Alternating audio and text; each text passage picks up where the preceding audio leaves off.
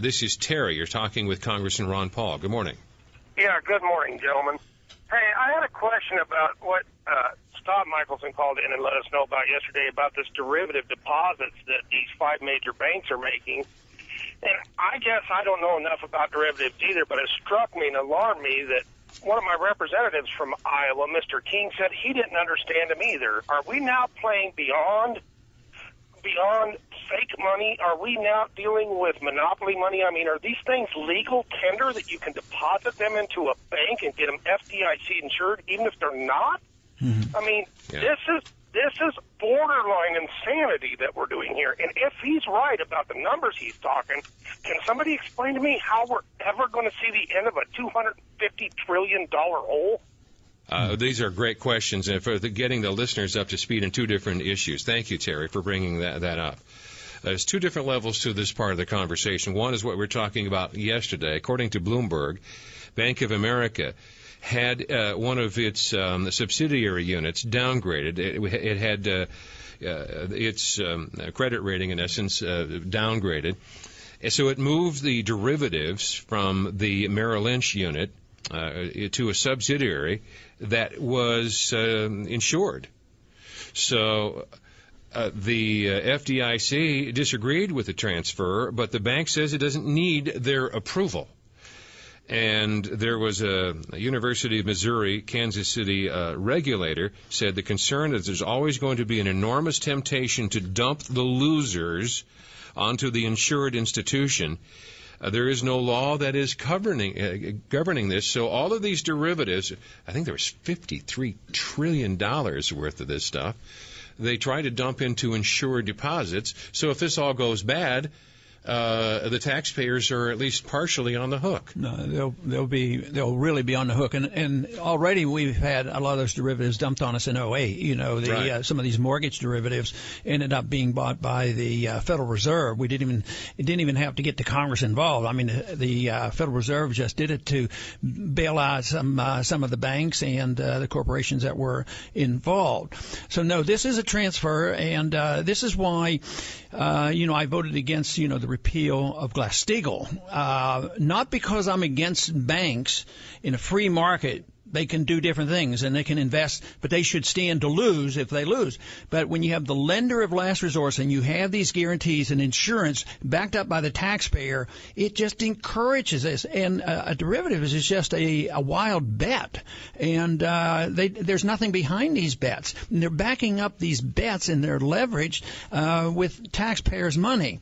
So I think that this derivative thing will explode.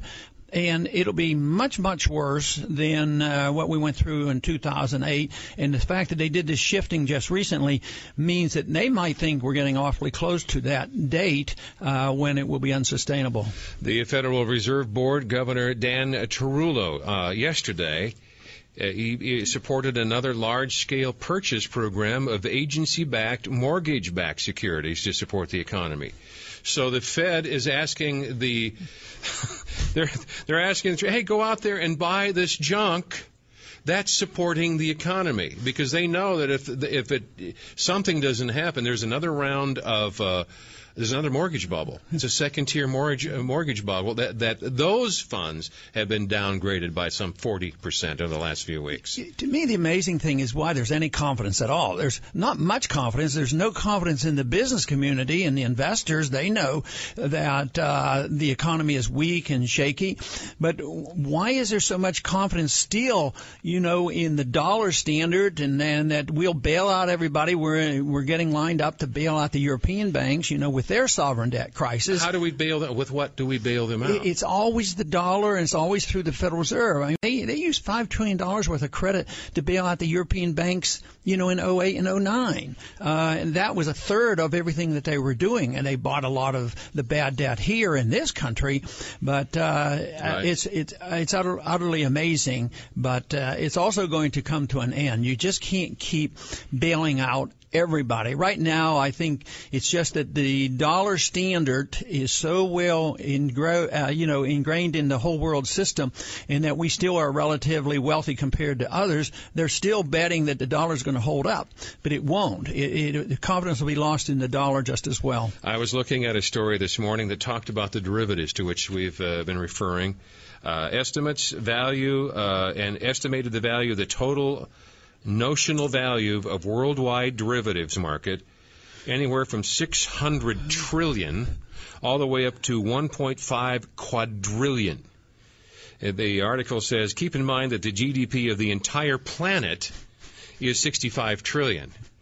So we're dealing with figures that are impossible for me to even come close to understanding. Bloomberg says it this way: derivatives are financial instruments that are used to hedge risks or for speculation. They are derived from stocks, bonds, and loans, and currencies and commodities, and linked to specific events such as changes in the weather or interest rates. Well, if it's 1.4 quadrillion, that's 40 times the value of the entire world's stock market. That's 10 times the value of every stock and every bond on the planet, and 23 times the world's entire gross domestic product. That's what's out there in all of these funds. And the Bank of America just dumped $53 trillion into insured deposits, hoping that somebody's going to bail them out when the shinola hits the fan. And rest assured, the world has never faced anything like this. And I think the people in Washington are just oblivious to this, and they're unconcerned. Otherwise, they would want to do something about it and not perpetuate it. Well, I watched you in the last debate in Nevada. You were doing jumping jacks. You over on the side trying to get people off the stupid conversation like mowing, who's mowing your lawn. Hey, over here. Hey, look over here. Economic collapse of the universe. And you guys are talking about who's mowing somebody's yard? What's wrong with you people? Yeah. But they weren't watching you. No, and if they were really concerned in Washington, everybody sort of expressing concern because the people are concerned. They have to, play to the popular consensus. But if they were worried that they would do something about it, they would actually consider maybe cutting $1. But you couldn't even get $1 cut. I mean, let alone it's a steady increase in spending, steady increases in debt, steady increases in guarantees, and then if you get into trouble, well, the government's supposed to hire everybody, put them on the government payroll, and that's going to solve our problem. But this whole thing on derivatives, derivatives is nothing more than a bet. It's sort of like you and I having a bet. You're going to bet the stock market's going to be a certain level in 1 year. And if, and you win and I lose, but I don't have any money. I mean, it's just a deal between you and me. You can get angry at me. You might take me to court, but the taxpayer isn't hurt. But this is a consequence of easy money and credit that has, filtered up through the financial system. And it's the moral hazard of government always being there, providing the insurance and the guarantee. That's where the real criminality is, and that's where the great danger is, because now all the banks are so overextended that if this isn't going to be resolved, the banks are going to have to declare bankruptcy, and that's what's going to happen eventually, but it'll be quite different because they think that bankruptcy can come by just with runaway inflation. They think inflation is better than the liquidation of debt through bankruptcy. Congressman Ron Paul is here in the studio with us. I know this is technical stuff, but your future and my future depends upon how the grown-ups deal with this. And on this subject, Ron Paul has been a two-generation grown-up. You're welcome to join us at 284-1040 or 800-469-4295. Back in a moment. Right back to conversation. Mickelson here with you. It is your turn. Congressman Ron Paul is our in-studio guest. I saw this morning I hate to be so depressing here, Congressman Paul. Usually they call you Dr. Gloom. You are a cheery breath of fresh air compared to me. I can out-gloom you any day of the week. Oh, boy. gloom at 10 paces. Business Week just said that GM has sold more than 2 million cars in China for the second straight year. They sell more cars in China than it does in the United States. Now, I'm happy they're selling products, but they are now more beholden to another jurisdiction than us. Not only that, there are predictions now that the General Motors is government motors, that ironically they may end up in China, literally building the cars in China. Wouldn't that be some unintended consequence of the taxpayers' bailout of this corporation? It's a sad story. Is there anything that we should or could do about this? Get the government out of the business of running cars and freeing up the market, then maybe we could become competitive, but that involves tax code changes, regulatory changes, monetary changes, and removing any influence on labor prices, and maybe we would become competitive again. Well, let's talk to as many people as we can as quickly as we can. And Bill, you've got a really great question to get us started. Good morning, sir.